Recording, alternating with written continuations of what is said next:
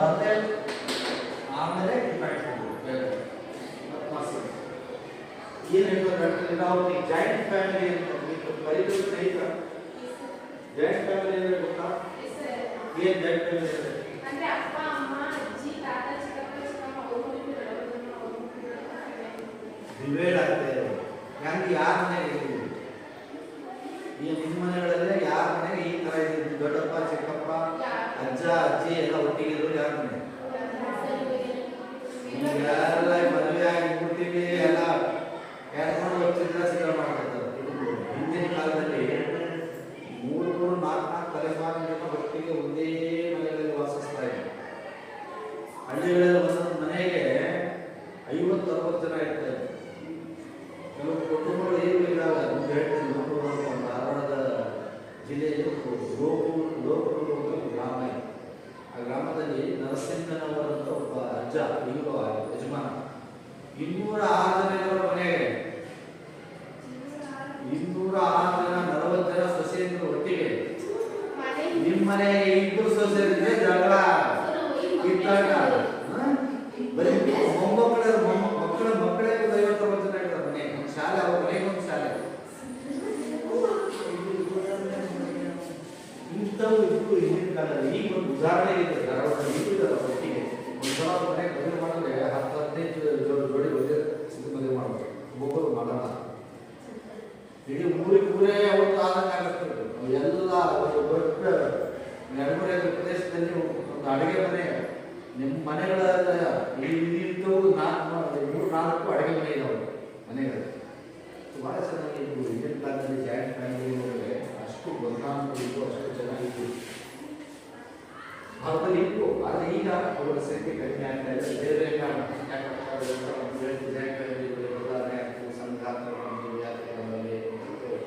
ಮೊದಲು ನಾವು ಒಂದು ಕಾಲದಲ್ಲಿ ಭಾರತದಲ್ಲಿ 80% ಕುಟುಂಬಗಳು ಎಲ್ಲ ಜಾಯಿಂಟ್ ಫ್ಯಾಮಿಲಿಗಳೇ ಇತ್ತು. ಎಲ್ಲ ಒಗ್ಗಟ್ಟಾಗಿದ್ದು ಒಂದು ಯಜಮಾನ ಇದ್ದ ಈ ಕುಟುಂಬವನ್ನ ನಡೆಸ್ಕೊಂಡು ಹೋಗ್ತಾ ಇದ್ದ. ಆಸ್ತಿ ವ್ಯವಹಾರ ಬಟ್ಟೆ ಊಟ ವಸತಿ ಜಮೀನು ಎಲ್ಲ ಒಟ್ಟಿಗೆ ಸಾಕ್ತಾ ಹೋಗ್ತಾ ಇತ್ತು. ಸೊ ಇಂಥ ಒಂದು ಕುಟುಂಬದ ಬಗ್ಗೆ ಬಹಳ ಪ್ರಮುಖವಾಗಿ ಇರಾವತಿಗಳು ಅಧ್ಯಯನ ಮಾಡಿದ್ದಾರೆ. ಏನು ಡೆಫಿನೇಷನ್ ಕೊಡ್ತಾರೆ ಬಹಳ ಸರಳವಾಗಿ ಹೇಳ್ತಾರೆ. ಒಂದೇ ರಕ್ತ ಸಂಬಂಧ, ಒಂದೇ ರಕ್ತ ನಡೆದಿಲ್ಲ ರಕ್ತ, ಒಂದೇ ಅಡಿಗೆ ಮನೆ, ಏನೋ ಒಂದೇ ಅಡಿಗೆ ಮನೆ, ಒಂದೇ ಕಡೆ ವಾಸ, ಒಂದೇ ಕಡೆ.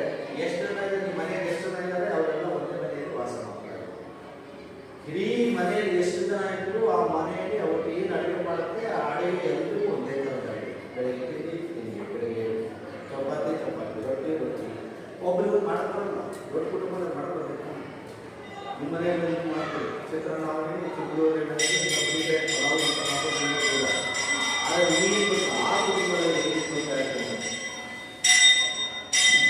ಒಂದೇ ರಕ್ತ ಸಂಬಂಧ ಹೊಂದಿರುವ, ಒಂದೇ ಕಡೆ ವಾಸಿಸುತ್ತಾ, ಒಂದೇ ಅಡಿಗೆ ಮನೆಯಲ್ಲಿ ತಯಾರಿಸಿದ ಆಹಾರವನ್ನು ಸೇವಿಸುತ್ತಾ, ಇಡೀ ಆಸ್ತಿಯ ಮೇಲೆ ಎಲ್ಲರೂ ಪಡೆದನ್ನು ಹೊಂದಿರುವ ಒಂದೇ ರಕ್ತ ಸಂಬಂಧವನ್ನು ಹೊಂದಿ, ಒಂದೇ ಕಡೆ ವಾಸಿಸುತ್ತಾ, ಒಂದೇ ಅಡಿಗೆ ಮನೆಯಲ್ಲಿ ತಯಾರಿಸಿದ ಆಹಾರವನ್ನು ಸೇವಿಸುತ್ತಾ, ಆ ಕುಟುಂಬದಲ್ಲಿ ಇರುವ ಆಸ್ತಿಯ ಮೇಲೆ ಎಲ್ಲರೂ ಸಮಾನ ಅಧಿಕಾರವನ್ನು ಹೊಂದಿರುವ ಕುಟುಂಬವೇ ಅವಿಭಕ್ತ ಕುಟುಂಬ. ಆತ್ಮಾಸಿಕೆಗಳು ಬಂದು ಡೆಫಿನೇಷನ್. ಈ ಕುಟುಂಬದ ಆಸ್ತಿ ಇದೆಯಲ್ಲ, ಆ ಜಾಯಿಂಟ್ ಫ್ಯಾಮಿಲಿಯಲ್ಲಿ ಏನಾಗುತ್ತೆ ಅಂದರೆ ಯಾರು ಒಪ್ಪಿಗೆ ಸೇರೋದಲ್ಲ. ಆ ಕುಟುಂಬದಲ್ಲಿ ಇರುವ ಎಲ್ಲರಿಗೂ ಸಮಾನಾಧಿಕಾರ ಇರುತ್ತೆ. ತಂದೆ, ತಾಯಿ, ಮಗಳು, ಚಿಕ್ಕಪ್ಪ, ದೊಡ್ಡಪ್ಪ, ಸಣ್ಣಪ್ಪ, ಅಜ್ಜ, ಅಜ್ಜಿ ಎಲ್ಲರಿಗೂ ಅಧಿಕಾರ ಇದೆ. ಆದರೆ ಯಜಮಾನ ಮಾತ್ರ ಕುಟುಂಬದಲ್ಲಿ ವಿಶೇಷವಾಗಿ ಈ ಕುಟುಂಬವನ್ನು ನಡೆಸ್ಕೊಳ್ಳೋದು ಒಬ್ಬ ಯಜಮಾನ ಇದ್ದೀವಿ. ಸೊ ಈ ವ್ಯಾಖ್ಯಾನಗಳಲ್ಲಿ ನಾವು ಅವಿಭಕ್ತ ಕುಟುಂಬದ ಅರ್ಥವನ್ನು ತಿಳ್ಕೊಬೇಕಾದ್ರೆ ಅದೇ ಅವರ ಏನು ಹೇಳಿದ್ವಿ ಇದೇ ಈ ಲಕ್ಷಣದಲ್ಲಿ ಏನಾಗ್ತದೆ ಪೀಳಿಗೆಗಳ ಸಮಾವೇಶ ಇದೊಂದು ಸಮಾವೇಶ, ವಿದ್ಯಾರ್ಥಿ ಸಮಾವೇಶ. ಇದು ಎಷ್ಟೆಲ್ಲ ಪೀಳಿಗೆ ಒಳ್ಳೆ ಪೀಳಿಗೆ ಒಂದೇ ಪೀಳಿಗೆ ಯಾಕಂದ್ರೆ ನಿಮ್ಮೆಲ್ಲ 16-17 ವರ್ಷಗಳಿಂದಾನೆ ನಿಮ್ಮಲ್ಲಿ ಯಾರಾದ್ರೂ 55 ವರ್ಷಗಳಿದ್ದಾರಾ? ನೀವು ಯಾರಾದ್ರೂ ಯಾರು ಎಷ್ಟೋ ಇಷ್ಟಪಟ್ಟಿದ್ದೀರಾ? ಎಲ್ಲ ಈ ಏಜ್ನವರು ಒಂದು ಪೀಳಿಗೆ, ಎರಡು ಪೀಳಿಗೆ, ಮೂರು ಪೀಳಿಗೆ, ನಾಲ್ಕು ಪೀಳಿಗೆ. ಈ ನಾಲ್ಕು ಪೀಳಿಗೆಯವರು ಇರ್ತಾರೆ ಜಾಯಿಂಟ್ ಫ್ಯಾಮಿಲಿಯಲ್ಲಿ. ಅದೇ ಜಾಯಿಂಟ್ ಫ್ಯಾಮಿಲಿ 50 ಪಟ್ಟು. ಅದಕ್ಕೆ ಪೀಳಿಗೆಗಳ ಸಮಾವೇಶ. ಮರಿಮ, ಮೊಮ್ಮಗ, ತಂದೆ, ಅಜ್ಜ, ಚಿಕ್ಕಪ್ಪ, ದೊಡ್ಡಪ್ಪ, ಎಷ್ಟು ತಲೆಮಾರುಗಳು? ಎಷ್ಟು ತಲೆಮಾರುಗಳು? ನಾನು 4 ತಲೆಮಾರಿನ ಜನ ಒಟ್ಟಿಗೆ ಒಂದೇ ಕಡೆ ವಾಸಿಸ್ತಾ ಇದ್ದಾರೆ. 3 ವರ್ಷ ಅಜ್ಜ, ಅವ್ರ ಮಗ, ಅವ್ರ ಮಗಳು, ಅವ್ರ ಮೊಮ್ಮಕ್ಕಳು, ಅವ್ರ ಮರಿ ಮೊಮ್ಮಗ, 5 ತಲೆಮಾರಿನ ಜನ ಒಟ್ಟಿಗೆ ಅಲ್ಲಿ 4 ಕುಟುಂಬದವರು. ನಿಮ್ಮನೆಗೆ ಎಷ್ಟಿದ್ದಾರೆ? ನೀನು, ನಿಮ್ಮ ತಾಯಿ, ನಿಮ್ಮ ತಂದೆ, ಎಷ್ಟಿಲ್ಲ? ಚಿಕ್ಕಪ್ಪ ಅವ್ರು ಬೇರೆ ಅಜ್ಜ ಇದ್ದಾರ? ಯಾರು ಬೇರೆ? ನಿಮ್ಮನೆ ಅಜ್ಜ ಇಟ್ಕೊಂಡಿದ್ದಲ್ಲ, ಅಜ್ಜಿ ಅದನ್ನು ಕೆಲವರು ಅಜ್ಜಿ ಇಟ್ಕೊಂಡಿಲ್ಲ. ನೀನ್ ಸ್ವಲ್ಪ ಅಜ್ಜಿನ ನಾನು ಯಾಕೆ ನೋಡ್ಕೋಬೇಕು? ನಿನ್ ಮನೆಗೆ ನೋಡ್ಕೊಳ್ಳೋ, ನೀನ್ ಯಾಕೆ ನೋಡ್ಬೇಕು, ನಾನು ಯಾಕೆ ನೋಡ್ಬೇಕು ಅಂತ ಗಲಾಟೆ ಮಾಡ್ಕೊಂಡು ನಿಮ್ಮ ಮನೆ. ಒಬ್ಬ ಅಜ್ಜ ಒಬ್ಬ ಅಜ್ಜಿ ಇದ್ರೆ ಅವ್ರ ಪಾಪ ಅನಾಥರಿಗೆ ಅವ್ರ ಮನೆ, ಇವ್ರ ಮನೆ, ಇವ್ರ ಮನೆಯಿಂದ ಅವ್ರ ಮನೆ 4 ಜನ ಇಲ್ಲಿ, ಅದು 4 ಜನ ಹಿಂಗೆ ಆಗ್ತಾರೆ ಈಗಿನ ಕುಟುಂಬದಲ್ಲಿ. ಹಿಂದೆ ಭಾಳ ಒಳ್ಳೆಯ ಜಾಯಿಂಟ್ ಫ್ಯಾಮಿಲಿ ಇತ್ತು. ಎಲ್ಲರಿಗೂ ಭದ್ರವಾಗಿತ್ತು ಈ ಕುಟುಂಬ. ಎಲ್ಲರನ್ನೂ ಸಾಕ್ತಾ ಇತ್ತು, ಯಾರನ್ನೂ ಹೊರಗಡೆ ಆಗ್ತಾ ಇರಲಿಲ್ಲ. ಅಷ್ಟೇ ಜನ ಕೂಡು ಕೂತು ಹೊರಗಡೆಗಳು ಹಿರಿಯರು ಎಲ್ಲರೂ ಕೂಡ ಸೇಫ್ ಇತ್ತು ಈ ಕುಟುಂಬಗಳಲ್ಲಿ, ಜಾಯಿಂಟ್ ಫ್ಯಾಮಿಲಿ. ಈಗ ಏನಾದ್ರು ಏನಾಗುತ್ತೆ, ಗಂಡ ತಂದೆ ಯಾರೋ ತಂದೆ ದುಡಿತಾರೆ, ನಮ್ಗೇನಾದ್ರು ತಪ್ಪಾದ್ರೆ ಆ ಕುಟುಂಬ ಬೀದಿ ಬರ್ತಾಯಿದೆ. ಯಾಕಂದರೆ ನಾವು ಹೆಣ್ಮಕ್ಳು ಇದ್ರೆ ಇಬ್ಬರು ಮಕ್ಕಳು ದುಡಿಯೋಕ್ಕಾಗಲ್ಲ, ಹೊರಗಡೆ ಯಾರೂ ಸಪೋರ್ಟ್ ಇಲ್ಲ. ಆದರೆ ಇಂಥ ಸಮಸ್ಯೆ ಜಾಯಿಂಟ್ ಫ್ಯಾಮಿಲಿ ಬರಲ್ಲ. ಹೋರಾಟ ಮಾಡ್ತಾರೆ, ಯಾರು ಸಾಕು ಕೂಡ ಕುಟುಂಬ ಮಕ್ಕಳು ಕರ್ಕೊಂಡು ಹೋಗ್ತಾರೆ. ಸೊ ಇದನ್ನೇ ಪೀಳಿಗೆಗಳ ಸಮಾನ. ಜಾಯಿಂಟ್ ಫ್ಯಾಮಿಲಿ ತಂದೆ, ತಾಯಿ, ಮಕ್ಕಳು, ಮೊಮ್ಮಕ್ಕಳು, ಹೇಗೆ 3-4 ತಲೆಮಾರಿನ ಜನ ಒಟ್ಟಿಗೆ ವಾಸಿಸ್ತಾರೆ. ಇದರ ವಿಶೇಷವಾದಂಥ ಲಕ್ಷಣ. ಎರಡನೇ, ಇದರಲ್ಲಿ ಸಾಮಾನ್ಯ ಅಷ್ಟೇ ಮತ್ತು ಇದು ವಾಸಸ್ಥಳ. ಸಾಮಾನ್ಯ ವಾಸಸ್ಥಳ, ಒಂದು ವಸತಿ, ರೆಸಿಡೆನ್ಸಿ. ನೋಡಿ, ಇಲ್ಲಿ ಮದುವೆ ಆದಂಥ ಜಾಯಿಂಟ್ ಫ್ಯಾಮಿಲಿಯಲ್ಲಿ ಅವರಿಗೆ ಒಂದು ಕಡೆ ವ್ಯವಸ್ಥೆ ಮಾಡ್ತಾ ಇದ್ರು. ಮಕ್ಕಳು ಆ ಮನೇಲಿ 15-20 ಜನ ಮಕ್ಕಳಿದ್ರೆ ಒಂದು ಹಾಲಲ್ಲಿ ಎಲ್ಲರೂ ಒಟ್ಟಿಗೆ ಕೈಯಿಂದ ಮುಗಿಸೋದು. ಅಜ್ಜ ಅಜ್ಜಿ ಮನೆ ಹೊರೆಗಾಡಲ್ಲಿ ಒಂದು ಕಡೆ ಹಿರಿಯರು, ಯಜಮಾನ, ಎಲ್ಲರಿಗೂ ಒಂದೇ ಜಾಗದಲ್ಲಿ ಒಂದೇ ಖರ್ಚು ಆಗ್ತದೆ, ಒಂದೇ ಥರ ಡ್ರೆಸ್ ಇರ್ತದೆ, ಎಲ್ಲರಿಗೂ ಒಂದೇ ಥರ ಮಾಡೋದು. ಒಬ್ಬ ಹಾಸಿಗೆ, ಒಬ್ಬ ಚಾಪೆ, ಒಬ್ಬ ಒಳ್ಳೆ ಉಲ್ಲಾನ್ ಬೇಕು.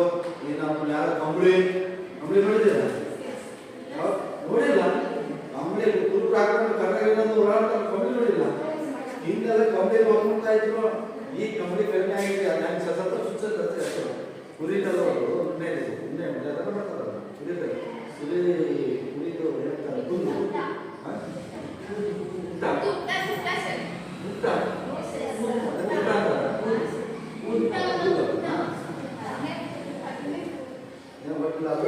ಅದರಲ್ಲಿ ಮಾಡುವ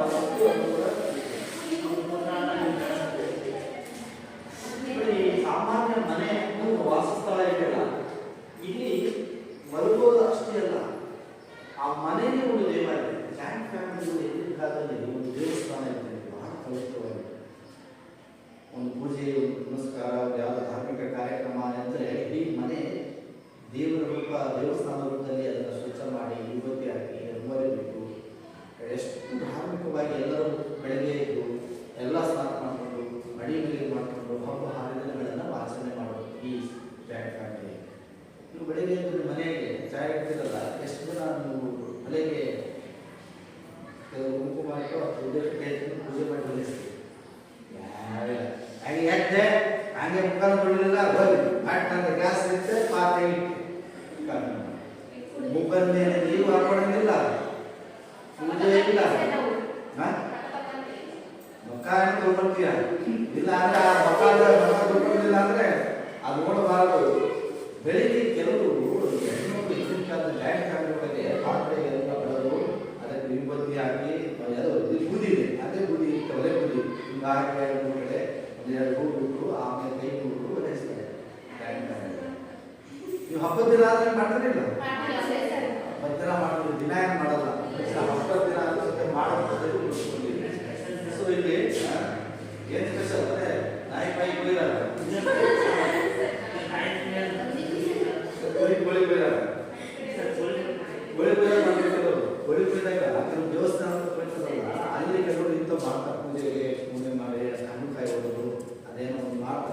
ದೇವಸ್ಥಾನದಲ್ಲಿ.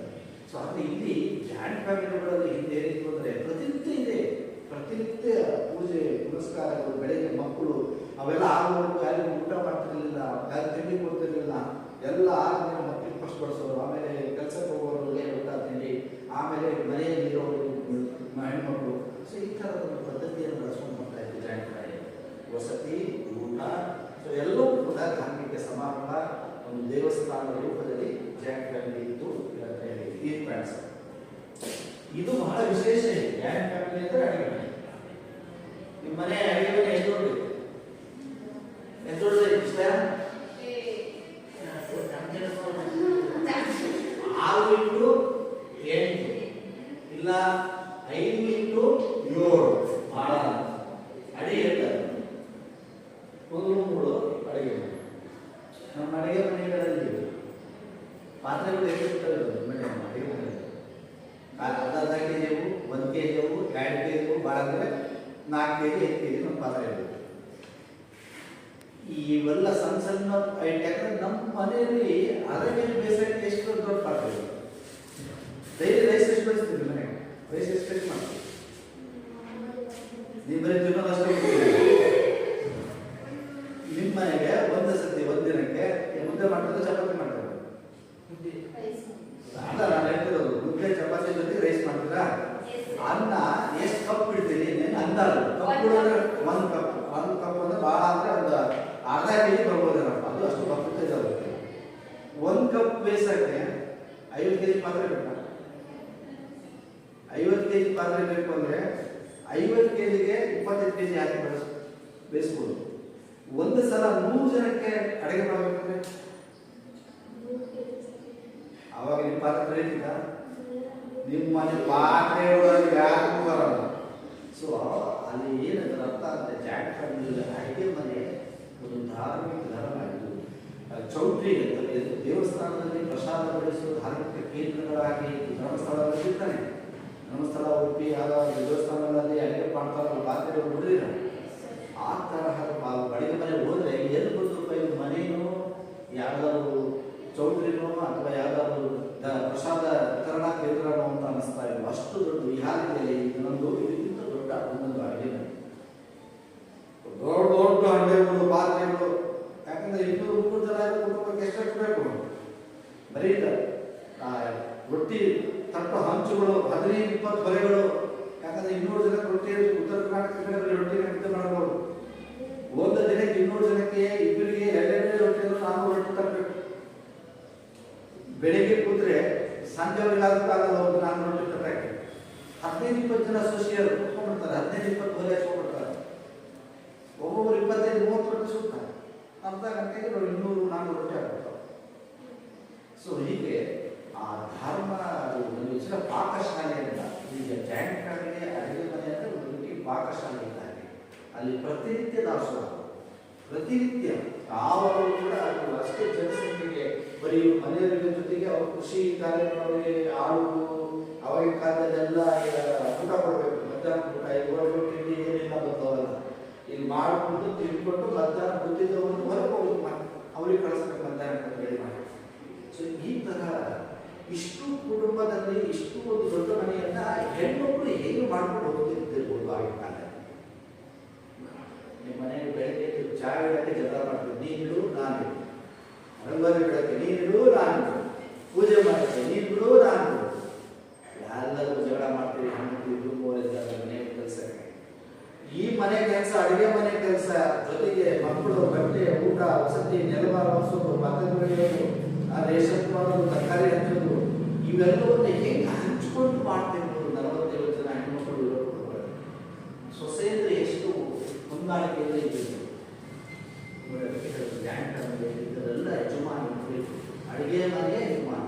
ಯಾರು ಆ ಕುಟುಂಬದ ಮುಖ್ಯಸ್ಥ ಇರ್ತಾನೆ, ಅಧಿಕಾರ ಅವನ ಹೆಂಡತಿ ಈ ಅಡುಗೆ ಮನೆ ಉಸ್ತುವಾರಿ ನೋಡ್ಕೊಳ್ತಾ ಇರ್ತಾರೆ. ಇವತ್ತು 5 ಜನ 10 ಜನ ಸೊಸೆಯರಿದ್ದಾರೆ. ಇವತ್ತು 5 ಜನ ಸೊಸೆಯರು ಅಡುಗೆ ಮನೆ ಕೆಲಸ ಮಾಡ್ಕೊಳ್ರಿ, ಈಗ 5 ಜನ ನೆಲ, ಬಟ್ಟೆ, ಪಾತ್ರೆ ಇತ್ಯಾದಿ ಮಾಡ್ತಾರೆ. ಹಂಗೆ ಹಂಚಿಕೊಳ್ತಾ ಇತ್ತು. ಅವ್ರಿಗೆ ಏನು ಕೆಲಸ ಅನಿಸ್ತಾರೆ ಅವ್ರು ಮಾಡ್ತಾರೆ.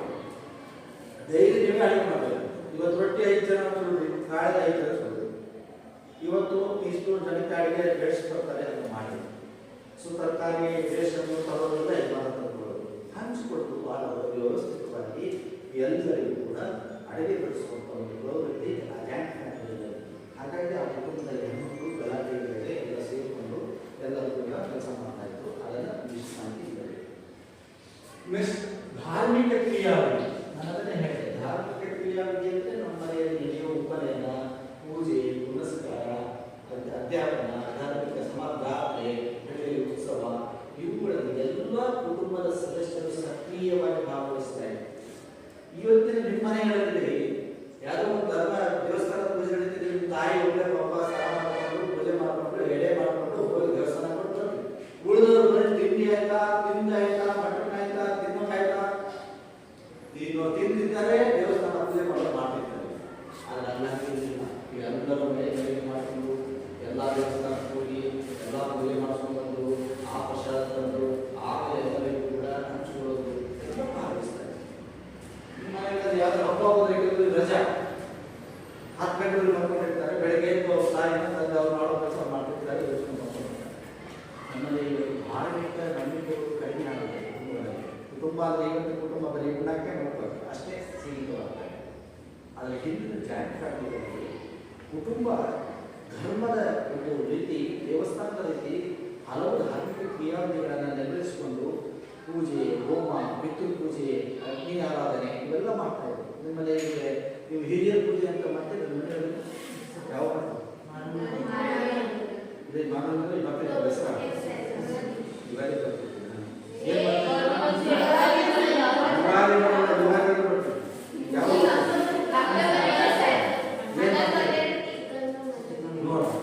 ಹಿರಿಯರ ಪೂಜೆಗೆ ಚಿಕನ್ ಮಟನ್ ಮಾಡಿಬಿಟ್ಟು ಅವ್ರು ಬಂದು ತಿನ್ಕೊಂಡು ಹೋಗ್ತಾರೆ ರಾತ್ರಿ ಎಲ್ಲ. ಏನೇನಿತ್ತು? ಹಾಂ ಎಣ್ಣೆ ಎಲ್ಲ ಹೇಳಿದಾಗ ಇಟ್ಟು ಪೂಜೆ ಮಾಡ್ತೀವಿ. ಎಲ್ಲರೂ ಅವತ್ತು ಎಲ್ಲರೂ ಭಾಗವಹಿಸ್ಕೊಳ್ಳೋದ್ರಲ್ಲಿ ಮಾಡ್ತಿರ್ತಾರೆ.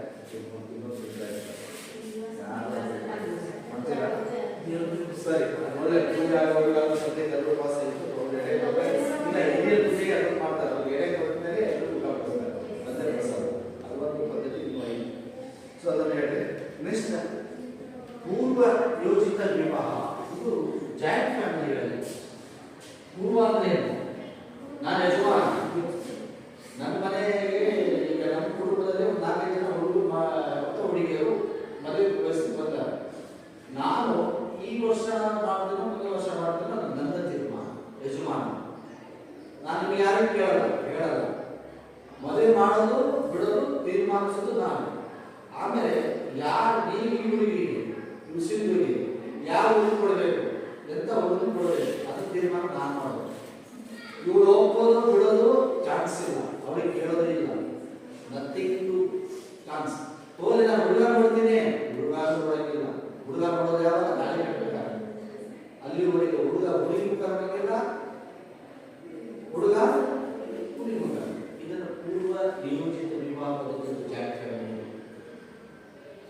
ಏನು ಕುಟುಂಬದ ಯಜಮಾನ ಅವರು ತನ್ನ ಜಾತಿ, ತನ್ನ ಧರ್ಮ, ತನ್ನ ಆರ್ಥಿಕ ಸ್ಟೇಟಸ್ಗೆ ತಕ್ಕಾಗಿ ತಾನೇ ಸುತ್ತಾಡಿ ಹಳ್ಳಿಗಳಲ್ಲಿ ಅವರೇ ತೀರ್ಮಾನ ಮಾಡ್ಕೊಂಡು ಬಂದು ಮನೆ ಕೂತು ನೋಡ್ರಿ ಈ ವರ್ಷ ಮದುವೆ ಎಷ್ಟನೇ ತಾರೀಕಿಗೆ ಫಿಕ್ಸ್ ಆಗಿದೆ, ಯಾರ್ಯಾರ ಮದುವೆ, ಸಿಂಧು ಮದುವೆ, ರೇಣುಕಾ ಮದುವೆ, ಮನೆ ಮದುವೆ, ಕುಮಾರಸ್ವಾಮಿ ಮದುವೆ, 4 ಜನ ಮದುವೆ, ಯಾವ ಹೆಣ್ಣು ಎಲ್ಲಿ ಏನು ಅಂತ ಕೇಳಂಗಿಲ್ಲ.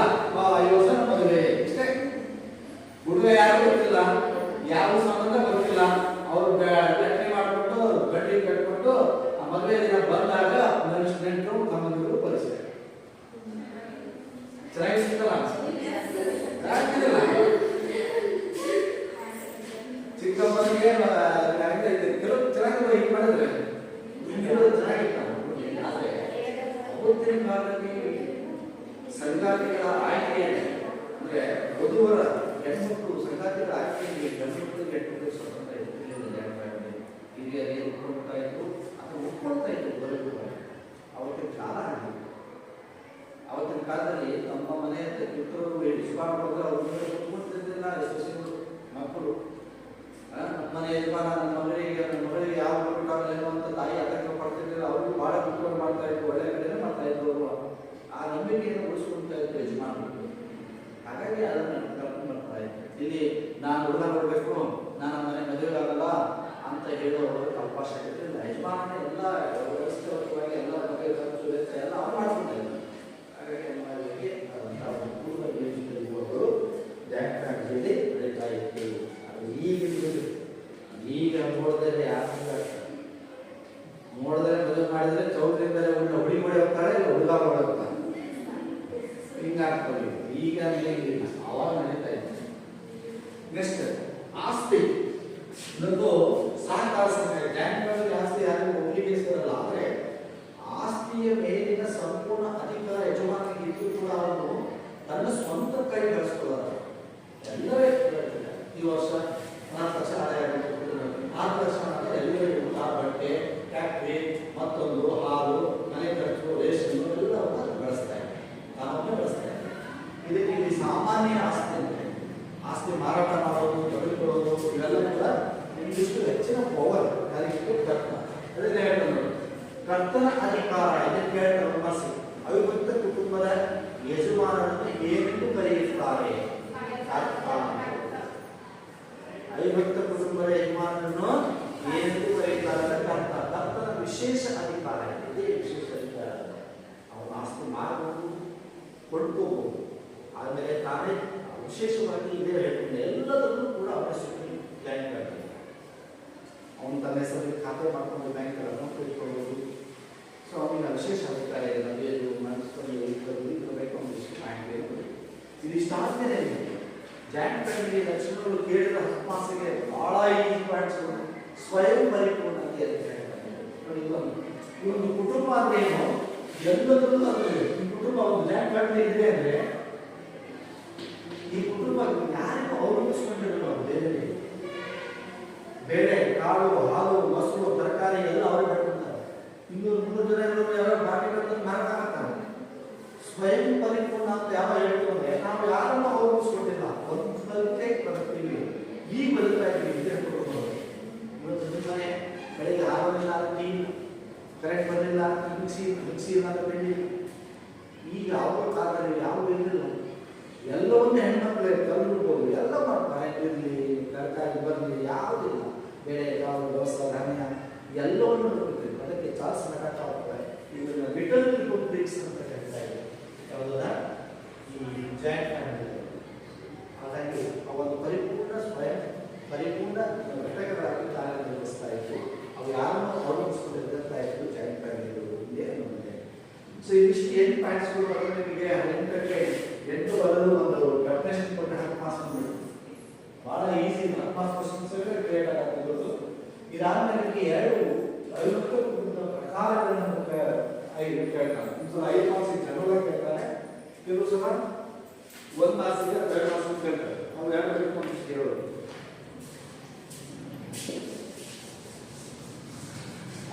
ಜಾಯಿಂಟ್ ಫ್ಯಾಮಿಲಿಯಲ್ಲಿ 2 ಪ್ರಕಾರ, ಒಂದು ಮಾತೃ ಪ್ರಧಾನ, ಇನ್ನೊಂದು ಪಿತೃ ಪ್ರಧಾನ. ಬಹಳ ಸಿಂಪಲ್. ಅದರಲ್ಲಿ ಮಾತೃ ಪ್ರಧಾನ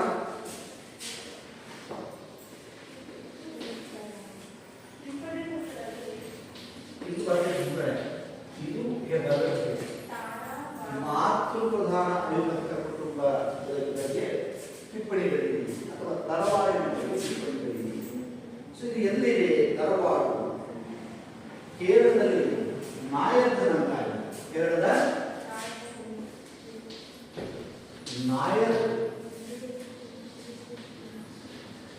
ನಾಯರ್ ಜನಾಂಗದಲ್ಲಿರುವ ಅವಿಭಕ್ತ. ನೋಡಿ ಏನು ಕೇಳ್ತಾರೆ? ತರವಾಡು ಎಂದರೆ ಕೇರಳದ ನಾಯರ್ ಜನಾಂಗದಲ್ಲಿರುವ ಮಾತೃ ಪ್ರಧಾನ ಅವಿಭಕ್ತ ಕುಟುಂಬವನ್ನು ತರವಾಡು ಎನ್ನುತ್ತಾರೆ. ಕೇರಳದ ನಾಯರ್ ಜನಾಂಗದಲ್ಲಿರುವ ಮಾತೃ ಪ್ರಧಾನ ಅವಿಭಕ್ತ ಕುಟುಂಬವನ್ನು ನಾಯರಲ್ಲಿರೋದು ಅಷ್ಟೇ. ಬೇರೆ ಬೇರೆ ಎಕ್ಸಾಂಪಲ್ ಇದಾವೆ ಕುಟುಂಬಗಳು. ನಾವು ಇದು ಬೇಡ ತರವಾಡು ಅಂತ ಡೆಫಿನೇಷನ್ ಇದು ಬಳಸ್ತೀವಿ. ಇದು ಮೇನ್ ಕೇರಳದಲ್ಲೇ ಹೆಚ್ಚಿಗೆ ಇರೋದು ನಾಯರ್ ಜನಾಂಗ. ಇಲ್ಲಿ ಮಾತು ಏನು ಡಿಫರೆನ್ಸ್ ಲಕ್ಷಣಗಳು ಹೇಳ್ಕೊಂಡು ಬಂದ್ವಿ ನಾವು. ಇಲ್ಲಿ ತಾಯಿ ಅಧಿಕಾರ ಇದೆ, ಇಲ್ಲಿ ತಂದೆ ಅಧಿಕಾರ ಇರ್ತದೆ. ಕುಟುಂಬದಲ್ಲಿ ಪಿತೃಪ್ರಧಾನದಲ್ಲಿ ಯಜಮಾನ ಯಾರು? ತಂದೆ. ಇಲ್ಲಿ ಯಾರು? ತಾಯಿ. ಅಂದ್ರೆ ತಾಯಿಯೇ ಇಲ್ಲಿ ಇವೆಲ್ಲ ಆಸ್ತಿಯ ಮೇಲೆ ಒಡೆತನ, ಅಧಿಕಾರ, ಹಕ್ಕು, ಮದುವೆ ಇತ್ಯಾದಿಗಳನ್ನು ಎಲ್ಲ ಉಳ್ಕೊಳ್ತಾರೆ. ಇಲ್ಲಿ ಏನು ವ್ಯತ್ಯಾಸ? ತರವಾಡಲ್ಲಿ ಮದುವೆ ಆಗ್ತಾರೆ, ಹೆಣ್ಣನ್ನು ಮದುವೆ ಆಗ್ತಾನೆ ತಾಯಿ, ಮದುವೆ ಆಗಿ ಗಂಡನ ಮನೆಗೆ ಹೋಗ್ತಾನೆ. ನನ್ನ ಮನೆಯಲ್ಲಿ ಉಳ್ಕೊಂತಾಳೆ, ಯಾಕಂದ್ರೆ ಮಾತು ಪ್ರಧಾನ ಕುಟುಂಬ ಇದು. ಈಗ ನೀನು ನಿಮ್ಮ ಮನೆಗೆ ಮದುವೆ ಆಗ್ತೀಯ ಅಂತ, ನಿನ್ನ ಮನೆಗೆ ನಿನ್ನ ಗಂಡ ಬಂದು ಹೋಗ್ಬೇಕು, ನೀನು ಅವ್ರ ಮನೆಗೆ ಹೋಗಲ್ಲ. ಮಾತು ಪ್ರಧಾನ ಕುಟುಂಬ ಚೆನ್ನಾಗಿತ್ತು ಇಲ್ಲ. ಇಲ್ಲಿ ಪರಂಪರೆ ಯಾರು, ಈಗ ತಾಯಿ ಹೋದ್ಮೇಲೆ ಆ ಕುಟುಂಬದ ನೆಕ್ಸ್ಟ್ ಯಜಮಾನಿ ಯಾರಾಗ್ತಾರೆ? ಮಕ್ಕಳಲ್ಲಿ ಯಾರು? ತಾಯಿ ಗಂಡು ಇಟ್ಟಿದ್ದು, ಹೆಣ್ಣು ಇಟ್ಟಿದ್ದು, ಮಗಳಾಗ್ತಾರೆ ಯಜಮಾನ್ಯ.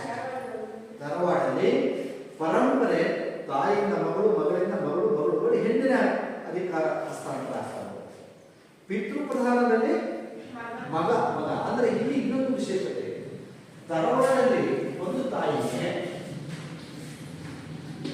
ಒಂದು ತಾಯಿ ಗಂಡನ ಇಟ್ಟ ಹೌದಾ, ಅಥವಾ ಅಣ್ಣ ತಮ್ಮನೂ ಇಟ್ಟ ಅಲ್ವಾ? ಅಣ್ಣ ತಮ್ಮ ತಾಯಿ ಒಂದು ತಾಯಿ ಗಂಡ ಹುಟ್ಟುತ್ತಾರೆ, ಹೆಣ್ಣೆ ಹುಟ್ಟಲ್ಲ, ಗಂಡನ್ನು ಹುಟ್ಟುತ್ತಾರ. ಆ ಗಂಡು ಮಕ್ಕಳು ಇಲ್ಲಿ ಏನು ಅವರ ಪಾತ್ರ, ಅವ್ರಿಗೆ ಏನು ಅಧಿಕಾರ ಆಗ್ತಾರೆ? ಅವರು ತಾಯಿ ಇರ್ತಾರೆ, ತಾಯಿಯ ತಮ್ಮ ಅಥವಾ ಅಣ್ಣ ಇರ್ತಾರೆ, ಅವನು ಏನ್ ಮಾಡ್ಬೇಕು? ಅವನೇನು ಪೊಸಿಷನ್ ಇದಕ್ಕೆ ಸ್ವಲ್ಪ ಅದಕ್ಕೆ ತಾಯಿಯ ಮೇಲೆ ಅಧಿಕಾರ ತಾಯಿಯ ಕೈಯಲ್ಲಿದ್ದು ಅವಳ ಮಾರ್ಗದರ್ಶನದಲ್ಲಿ ಆಕೆಯ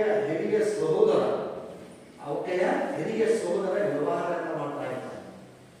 ಇದೊಂದು ನಮ್ಮ ನಾಮಮಾತ್ರ ಕಾರ್ಯಕ್ರಮ, ರಾಷ್ಟ್ರಪತಿ ಹೆಸರಿಗೆ ಕಾರ್ಯಕ್ರಮ ಮುಖ್ಯಸ್ಥ, ಆದರೆ ಎಲ್ಲ ಕಾರ್ಯಕ್ರಮ ಮಾಡಲು ಪ್ರಧಾನಮಂತ್ರಿ, ಕ್ಯಾಬಿನೆಟ್, ಹೀಗೆ ನಮ್ಮ ಸಂಸದೀಯ ವ್ಯವಸ್ಥೆ.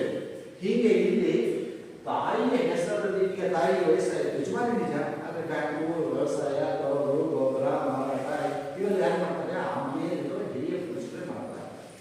ಅವನ ಅಣ್ಣ, ಅವನನ್ನು ಏನಂತ ಕರೀತಾರೆ? ಕರ್ಣಾವರನ್ ಅಂತ ಕರೀತಾರೆ. ಏನಂತ ಹೇಳ್ತಾರೆ? ಕರ್ಣಾವರನ್. ಕರ್ಣಾವರನ್ ಅಂದರೆ ಯಾರು? ತರವಾಡಿನ ಮಾತೃಪ್ರಧಾನ ವಿಭಕ್ತ ಕುಟುಂಬದ ಯಜಮಾನಿಯ ಹಿರಿಯ ಸಹೋದರನನ್ನ ಕರ್ಣಾವರನ್ ಅಂತ ಕರೀತಾರೆ.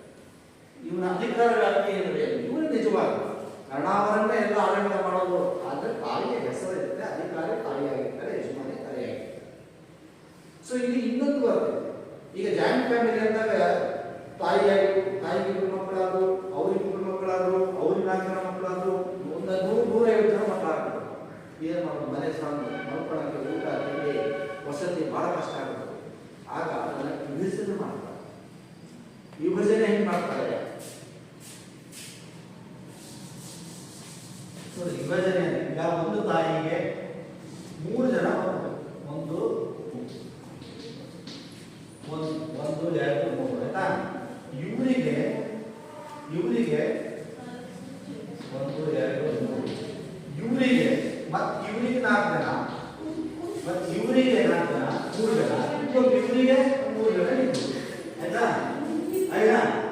ಮತ್ತೆ ಇವರಿಗೆ ಒಬ್ಬೊಬ್ಬರಿಗೆ ಒಂದು 2 ಮದುವೆ ಆಗಿರೋರಿಗೆ 1 2 ಇಲ್ಲಿ ಎಷ್ಟು ಜನ ಇತ್ತು? 1 2 3 4 ಜನ ಆಯ್ತಾ? ಈಗ ಡಿವೈಡ್ ಮಾಡಬೇಕು. ಈಗ ಒಂದು ಕುಟುಂಬದಲ್ಲಿ 150 ಜನ ಆಗಿದ್ದಾರೆ, ಎಲ್ಲರಿಗೆ ಊಟ ಮಾಡಕ್ಕೆ ಕಷ್ಟ, ವಸತಿ ಬೇರೆ ಬೇರೆ ಕುಟುಂಬಗಳು ಮಾಡಲಿಕ್ಕೆ ಹೊಡಿಬೇಕು, ಇಲ್ಲಿ ಹೊಡಿತಾರೆ. ಇಲ್ಲಿ ಒಂದು ತಾಯಿ ಇತ್ತು, ಇವ್ರು 3 ಇಲ್ಲಿ ಹೊಡಿತಾರೆ. ಒಬ್ಬ ತಾಯಿ 3 ಆಯ್ತಾ? ಇಲ್ಲಿ ಹೊಡಿತಾರೆ. 1 2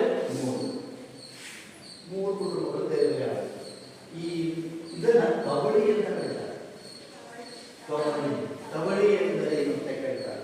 ಅವಿಭಕ್ತ ಕುಟುಂಬ ಗಾತ್ರದಲ್ಲಿ ಹೆಚ್ಚಾದಾಗ, ಗಾತ್ರದಲ್ಲಿ ದೊಡ್ಡದಾದಾಗ ಅದನ್ನ ವಿಭಜನೆ ಮಾಡಲಾಗುತ್ತೆ. ಆ ವಿಭಜನೆಗೊಂಡಂತ ಜಾಯಿಂಟ್ ಫ್ಯಾಮಿಲಿಯನ್ನ ಕಬಡ್ಡಿ ಎಂದು ಕರೆಯುತ್ತಾರೆ. ಸೊ ಇದು ಇಷ್ಟು ಮಾತೃಪ್ರಧಾನ ಅವಿಭಕ್ತ ಕುಟುಂಬಕ್ಕೆ ಉದಾಹರಣೆ ತರವಾಡ. ತರವಾಡ ಅಂದ್ರೆ ತರವಾಡದಲ್ಲಿ ತಾಯಿ ಅಧಿಕಾರ, ಅವನ ಸಹೋದರನ ಅಧಿಕಾರ, ಅಲ್ಲಿ ವಿಭಜನೆಗೊಂಡಂತ ಮಾರ್ಗ. ಇದಿಷ್ಟ ಮಾತೃಪ್ರಧಾನ, ಪಿತೃಪ್ರಧಾನ ಕುಟುಂಬ.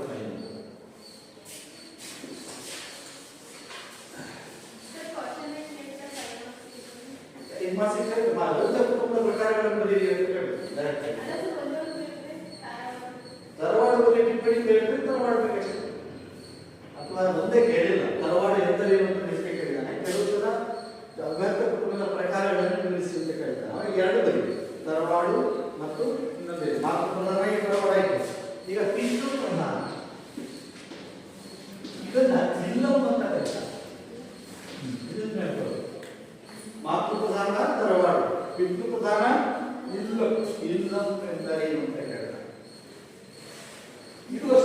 ಕೇರಳದಲ್ಲಿ ಒಂದು ನಂಬೂದರಿ ಅಂತ ಜನಾಂಗ ಇದೆ.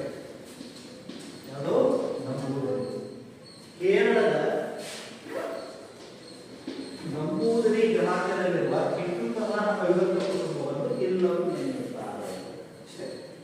ಕೇರಳದ ನಂಬೂದರಿ ಜನಾಂಗದಲ್ಲಿರುವ ಪಿತೃ ಪ್ರಧಾನ ಅವಿಭಕ್ತ ಕುಟುಂಬವನ್ನು ಇಲ್ಲಂ ಎಂದು ಕರೆಯುತ್ತಾರೆ. ಇಲ್ಲಂ ಅಂದ್ರೆ ಏನಿಲ್ಲ ಅಂತ ಬಂದ್ರೆ